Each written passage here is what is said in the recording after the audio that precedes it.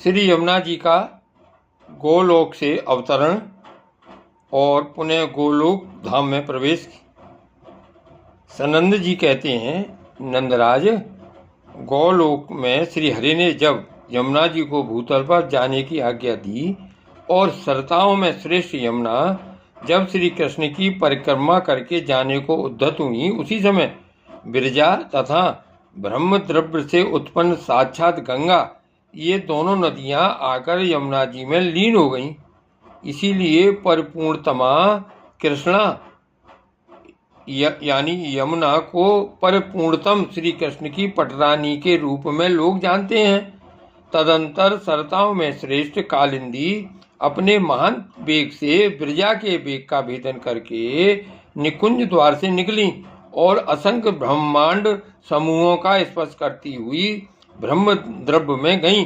फिर उसकी दीर्घ जलराशि का अपने महान वेग से भेदन करती हुई वे महानदी श्री वामन के बाएं चरण के अंगूठे के नक्शे विदीर्ण हुए ब्रह्मांड के शिरोभाग में विद्यमान ब्रह्म द्रव्य मुक्त युक्त विवर में श्री गंगा के साथ ही प्रविष्ट हुई और वहां से वे सर द्वारा यमुना ध्रुव मंडल में स्थित भगवान अजित विष्णु के धाम वैकुंठ लोक में होती हुई ब्रह्मलोक को लांघकर जब ब्रह्म मंडल से नीचे गिरी, तब देवताओं के सैकड़ों लोकों में एक से दूसरे के क्रम से विचरती हुई आगे बढ़ी।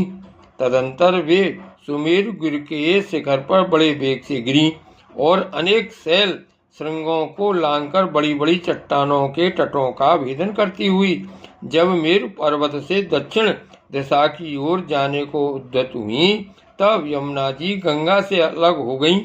महानदी गंगा तो हिमवान पर्वत पर चली गई, किंतु कृष्णा श्याम सलिला यमुना कलिंद शिखर पर जा पहुंची। वहां जाकर उस पर्वत से प्रकट होने के कारण उनका नाम कालिंदी हो गया। कलिंदगिरी के शिखरों से टूटकर जो बड़ी बड़ी चट्टानें पड़ी थीं, उनके सुदृढ़ तटों को तोड़ती फोड़ती और भूमंडल पर लौटती हुई वेगवती कृष्णा कालिंदी अनेक देशों को पवित्र करती हुई खांडव वन में इंद्रप्रस्थ या दिल्ली के पास जा पहुंची। यमुना जी साक्षात परिपूर्णतम भगवान श्री कृष्ण को अपना पति बनाना चाहती थीं, इसलिए वे परम दिव्य देह धारण करके खांडव वन में तपस्या करने लगी। यमुना के पिता भगवान सूर्य ने जल के भीतर ही एक दिव्य गेह का निर्माण कर दिया था, जिसमें आज भी वे यहाँ रहती हैं। खांडव वन से वेग पूर्वक चलकर कालिंदी ब्रजमंडल में श्री वृंदावन और मथुरा के निकट आ पहुंची। महावन के पास सिकतामय रमण स्थल में भी प्रवाहित हुई।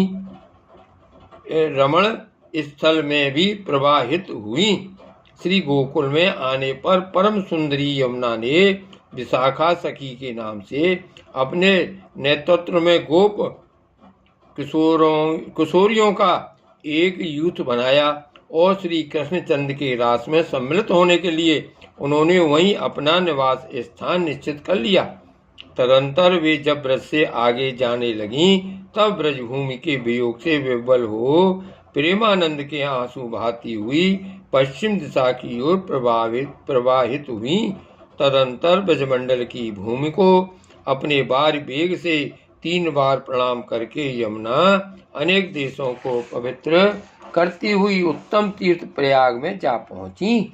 वहां गंगा जी के साथ उनका संगम हुआ और वे उन्हें साथ लेकर क्षीर सागर की ओर गईं। उस समय देवताओं ने उनके ऊपर फूलों की वर्षा की और दिग्विजय सूचक जय घोष किया।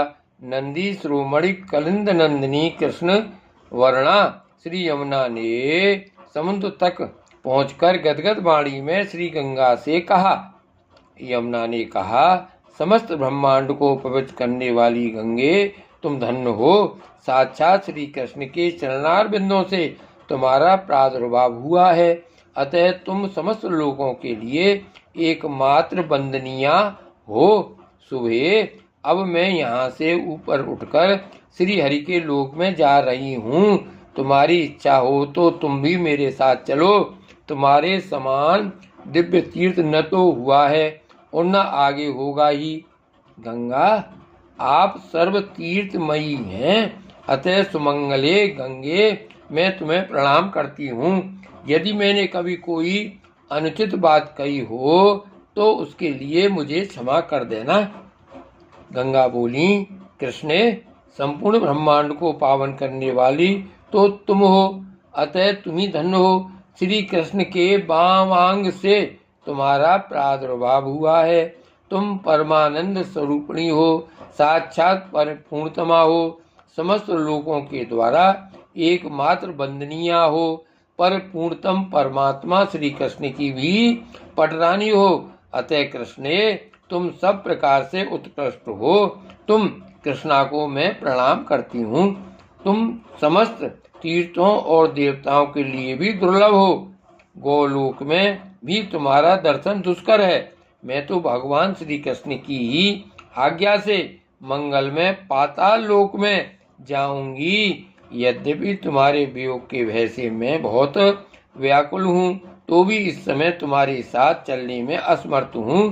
ब्रज के रास मंडल में मैं भी तुम्हारे यूथ में सम्मिलित होकर रहूंगी। हरिप्रिय, मैंने भी यदि कोई अप्रिय बात कह दी हो तो उसके लिए मुझे क्षमा कर देना। सनंद जी कहते हैं, इस प्रकार एक दूसरे को प्रणाम करके दोनों नदियां तुरंत अपने अपने गंतव्य पथ पर चली गईं। सुरधुनी गंगा जी अनेक लोगों को पवित्र करती हुई पाताल में चली गईं और वहां भोगवती वन में जाकर भोगवती गंगा के नाम से प्रसिद्ध हुई। उन्हीं का जल भगवान शंकर और शेषनाग अपने मस्तक पर धारण करते हैं। इधर कृष्णा अपने वेग से सप्त सागर मंडल का भेदन करके सातों द्वीपों के भूभाग पर लौटती हुई और भी प्रखर वेग से आगे बढ़ी। सुवर्णमयी भूमि पर पहुंचकर लोकालोक पर्वत पर गईं। उसके शिखरों तथा गंड शैलों टूटी चट्टानों के तट का भेदन करके कालिंदी फुहारे की सी जलधारा के साथ उछलकर लोकालोक पर्वत के शिखर पर जा पहुंची। फिर वहां से ऊर्ध्वगमन होती हुई स्वर्गवासियों के स्वर्गलोक तक जा पहुंची। फिर ब्रह्मलोक तक के समस्त लोकों को लांघकर श्री हरि के पद चिन्ह से लांछित श्री ब्रह्म द्रव्य से युक्त ब्रह्मांड विवर से होती हुई आगे बढ़ गईं।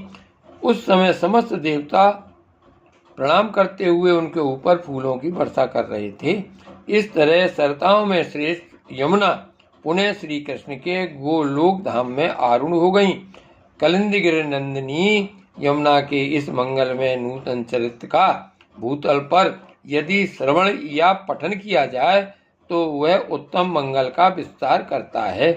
यदि कोई भी मनुष्य इस चरित्र को मन में धारण करके और प्रतिदिन पढ़े तो वह भगवान की निकुंज लीला के द्वारा वर्ण किए गए उनके परम पद गोलोक धाम में पहुंच जाता है।